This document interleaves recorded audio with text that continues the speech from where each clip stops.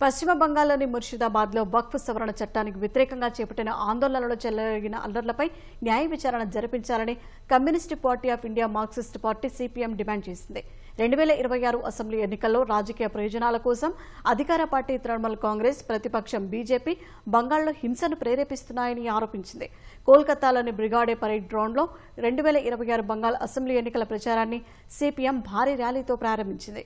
ఈ సందర్భంగా మాట్లాడిన సిపిఎం నేతలు నిరుద్యోగం, ధరల పెరుగుదల, అవినీతి వంటి సమస్యలపై ప్రజల దృష్టి మళ్లించడానికి టీఎంసీ, బీజేపీ పార్టీలు మత కల్లోలాలు సృష్టిస్తున్నాయని ఆరోపించారు. ప్రజల మధ్య సౌభ్రాతృత్వం, ఐక్యమత్యం లేకుండా చేసేలా బీజేపీ, టీఎంసీ యత్నిస్తున్నాయన్నారు.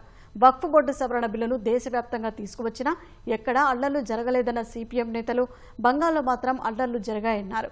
ఇది ఆలోచించాల్సిన విషయమని, ముర్షిదాబాద్ అల్లర్లలో ఉన్న కుట్రకోణంపై న్యాయ విచారణ జరిపించాలని డిమాండ్ చేశారు.